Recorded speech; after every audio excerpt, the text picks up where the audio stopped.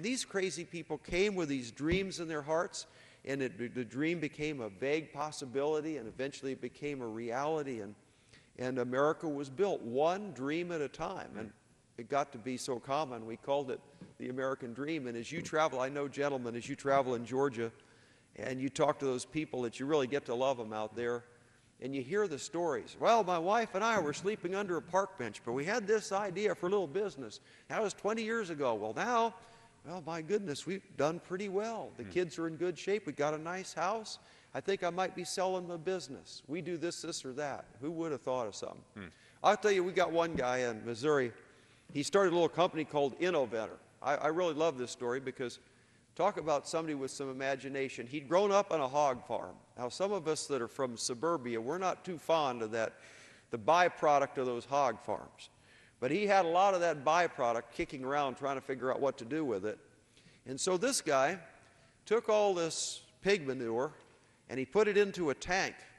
And he ran the temperature up and the pressure up in the tank according to some basic principles of the way that we work with petroleum products, and figured out a way to turn all that pig manure into this thick, oily sludge, which they then use to make asphalt. And so he's got a section of road in the state of Missouri that's paved with asphalt made from pig manure. Now, of course, the first question is, does the road smell? And he says, no, when you get it up to this temperature and all the ammonia and things that you associate with smell is gone. But here's a guy that took something that nobody wanted, people looked at it as a liability, and he's got an invention that's going to turn that pig manure into asphalt to pave our roads with.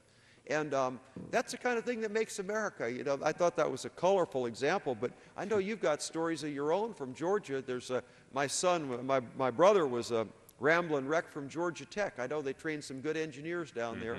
And yeah, great talent and opportunities in Georgia. And I know we're wrapping up our time probably here, and as I sort of close out, it goes back to that zero sum. You know, it's a zero-sum game when it comes to employment.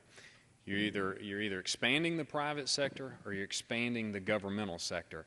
And I believe our objective, and I'm glad that you're of like mind with me, that as we consider the deliberation over the next several weeks, that those who are watching tonight know that there are two men plus more here who really want to see the private sector expand, and expand through innovation and the excitement of the idea. And so I sort of liken it to the flame. There is that entrepreneurial flame out there.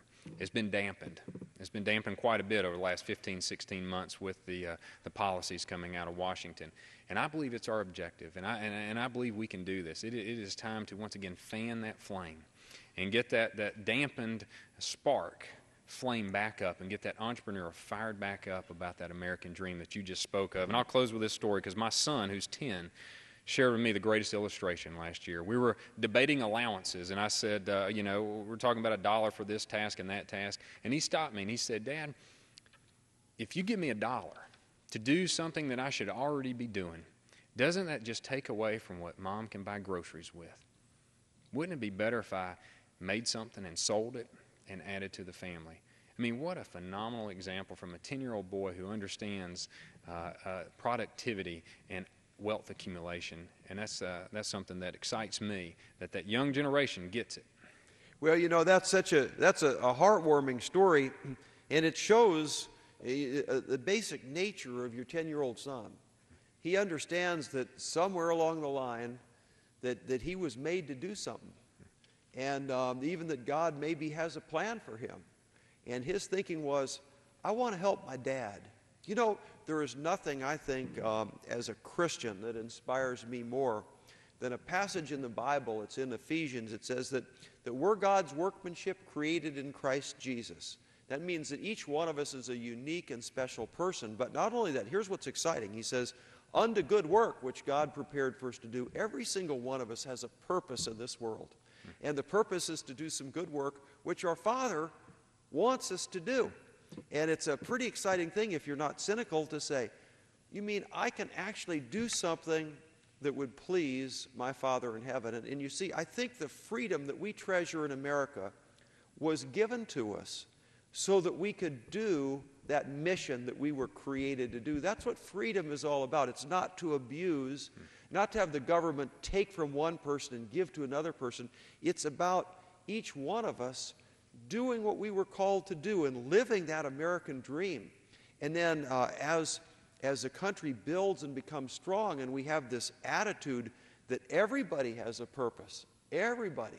No, there's no one that isn't included in that. And that the freedom that we enjoy is freedom so that we can do what we were created to do in the first place. When we have that kind of attitude, it gets contagious. And all over the world, people are going to say, hey, look what's going on in America. Isn't that exciting? Those people really do believe in freedom. They understand the difference between socialism, which is big government doing something that is stealing, it's dishonest, and allowing people to follow their God-given direction. And that means, as you said, though, that people will fail sometimes. We try, we fall down, we have to get up and try it again. If we didn't understand that, none of us would know how to walk. We fall down the first few times. And I found that out trying to ski as well. You know, there was a part of my anatomy that worked as a brake for quite a while. It got pretty sore. But we keep getting back up again. And that's necessary in a free kind of society. But I think America loves that the sunlight and bright light of freedom and that fresh air and the enthusiasm of the challenge. And the fact that every one of us has a purpose that we were put on this earth to do. And the Lord has given us a simple commandment, thou shalt not steal. And when somebody takes something from one person and gives it to you and you didn't earn it, you see, that's short-circuiting the way God made everything. And that's why it doesn't work.